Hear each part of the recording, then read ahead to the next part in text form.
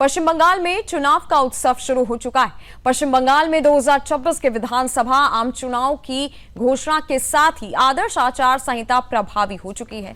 इसके बावजूद 107 नावापाड़ा विधानसभा क्षेत्र के अंतर्गत सेवली पंचायत इलाके में अखिल भारतीय तृणमूल कांग्रेस द्वारा स्वयं सहायता समूह यानी कि एसएचजी की एक बैठक आयोजित किए जाने का मामला सामने आ गया है। आपको बता दें कि आदर्श आचार संहिता लागू होने के बाद इस प्रकार की राजनीतिक गतिविधियां चुनाव आयोग के दिशा निर्देशों के दायरे में नहीं आती हैं और उन पर स्पष्ट प्रतिबंध रहता है। ऐसे में इस बैठक को आचार संहिता के संभावित उल्लंघन के रूप में देखा जा रहा है। मामले को लेकर विपक्षी दलों ने कड़ी आपत्ति जताई है और इसे लोकतांत्रिक प्रक्रिया के विरुद्ध बताया है। उसका यह भी कहना है कि चुनावी माहौल में इस तरह की गतिविधियां मतदाताओं को प्रभावित करने का प्रयास हो सकती है। वहीं इस पूरे घटनाक्रम पर अब इलेक्शन कमीशन ऑफ इंडिया और पश्चिम बंगाल के चीफ इलेक्टोरल ऑफिसर की भूमिका महत्वपूर्ण हो जाती है। संबंधित अधिकारियों से अपेक्षा की जा रही है कि वे मामले की निष्पक्ष जांच कर उचित कार्रवाई सुनिश्चित करें ताकि चुनाव प्रक्रिया की पारदर्शिता और निष्पक्षता बनी रहे।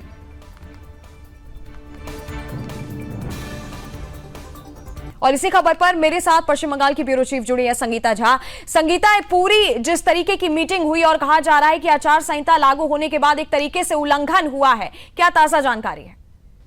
बिल्कुल, मैं आपको बता दूं कि जिस तरह से इसको लेकर जो है कल अर्जुन सिंह के द्वारा पोस्ट भी किया गया था, एक्स पर पोस्ट कर इसकी जानकारी दी गई है और इस साथ ही ये कहा गया है कि इस मामले में जो है आचार संहिता लागू होने के बाद इस तरह की जो बैठकें हो रही हैं ये बैठकें नहीं होनी चाहिए। इलेक्शन कमीशन इस पर ध्यान दे और इस तरह की बैठकों पर रोक लगाई जाए, क्योंकि देखिए इस तरह की बैठकें जो होती है इसलिए कहा जाता है कि जो यहाँ पर जो मतदाता है उसे प्रभावित करने या फिर किसी तरह की कोई जो है डराने धमकाने के ऐसे देखिए आरोप तो बीजेपी लगातार लगा ही रही है। लेकिन वहीं अगर टीएमसी की बात करें तो टीएमसी ने साफ कहा है कि ऐसा कुछ भी नहीं है, इस तरह के आरोप हम पर बेबुनियाद लगाए जा रहे हैं। तो देखिए नंदनी, जब से इलेक्शन को लेकर जब से यहाँ पर हम देख ही रहे लास्ट पिछले एक साल से अगर हम देखें तो लगातार ही इस तरह के मामले जो है वो निकलकर सामने आ रहे हैं।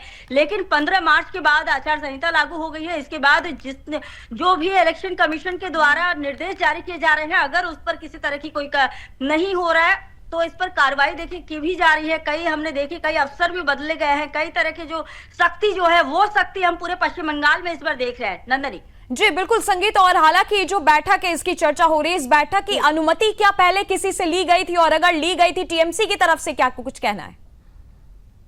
देखिए बैठक की अनुमति की अगर बात करें तो टीएमसी ने पूरी तरह से पलड़ा झाड़ दिया है। टीएमसी किसी प्रकार की कोई भी जो है इस मामले में अभी तक कुछ भी उनके तरफ से प्रतिक्रिया निकलकर सामने नहीं आई है। पूरी तरह से वो इग्नोर कर रहे हैं। मैंने भी बात करने की कोशिश की थी इस इलाके में जो टीएमसी के प्रत्याशी हैं प्रियांकुर, लेकिन उनके द्वारा किसी प्रकार का कोई भी अपडेट हमें नहीं मिला।